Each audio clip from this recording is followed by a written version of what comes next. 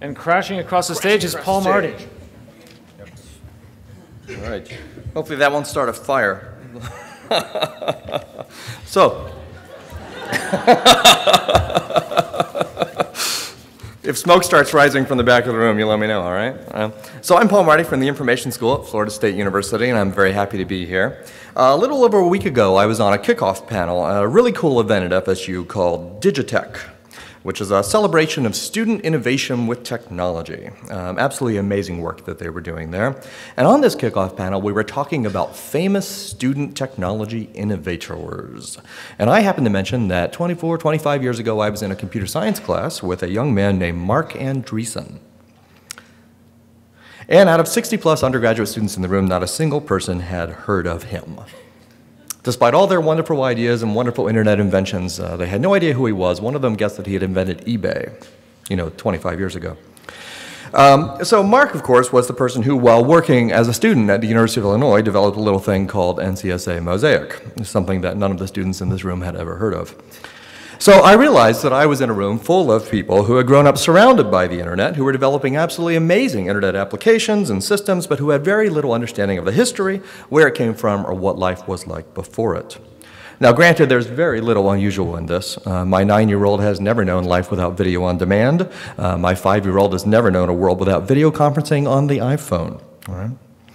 But when we don't understand the history of the technology we're using, or where our ideas come from, we often have a very limited understanding of the world in which we live.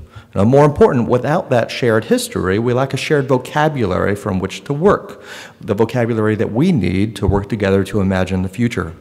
So if, for instance, I start describing an online community, something with email and discussion forums and live chat and massively multiplayer online role-playing games like Star Trek or Dungeons & Dragons, you probably get a picture in your mind of an online community that's shaped by your own personal experiences.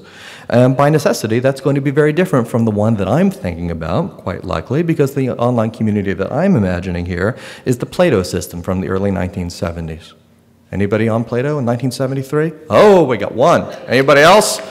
All right. All right. So 20 years before Mark Andreessen invented NCSA Mosaic, Plato was a vibrant online community at the University of Illinois, where they were doing Google Doodles before Sergey Brin was born, where people were gaming, socializing, and getting married online before Pong was invented. All of this, all but forgotten. And there's a lesson that we can take from this. And that lesson is that we need to remember the future as we build it. I'm often asked to talk at the university about technology and museums. People always want to hear about the latest, coolest thing. Oftentimes, the latest, coolest thing is an idea that's been around for years. Right? The latest tech is amazing, it's fun, it's great, but our ideas are the foundation for our greatness. And we have here in this field, in this organization, in this very room, a tremendous history of brilliant ideas.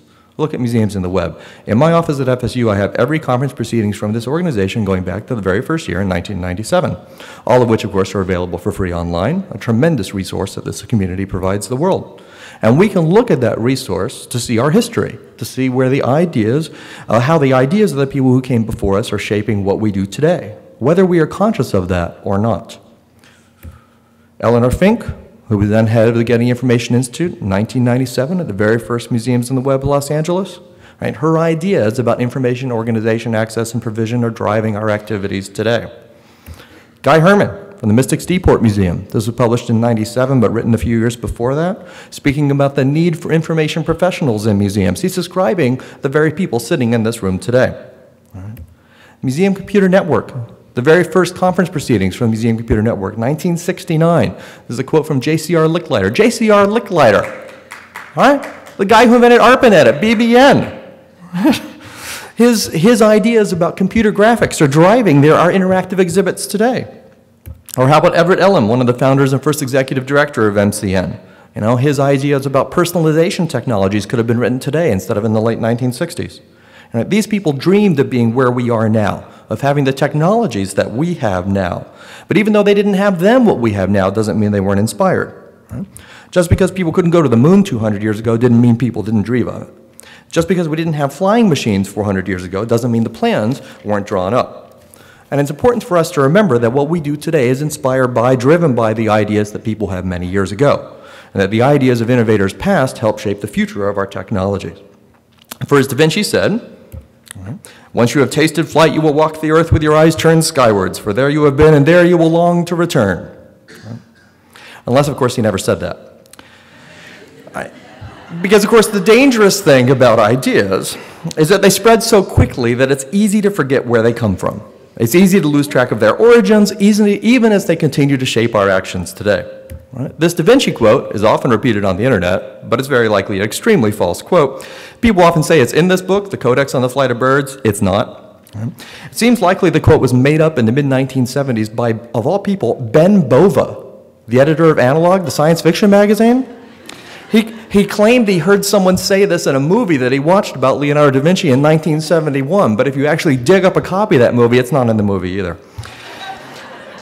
If you look online, there's a ton of discussion about where this quote might have come from. I even found one person saying they heard that it was said by somebody named Charles Lindbergh, but they didn't know who that was.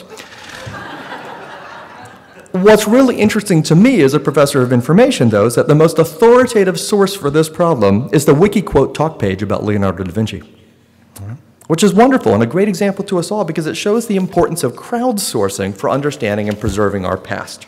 Right? Because we, here, all of us, we need to be the stewards of our own history, our own culture, the keepers of our own professional institutional memory, because we are the experts right here in this room. We are making up our history as we go along. Right? This conference is rapidly closing in on 20 years' worth of valuable historical documents in our online conference proceedings, and it's up to us to make sure that what we do here today in this room isn't forgotten 40 years from now, that we don't lose our history as we embrace our future. We should all build our flying machines and marvel with each and every one of them, but the more we know about where our ideas come from, the more we can share in, embrace, and celebrate our amazing accomplishments past and present. For it's our shared ideas that are going to drive us forward. And we owe it to ourselves as a professional community to remember our past, to take up our shared visions, and to bear them to ever greater heights in the years to come. Thank you very much.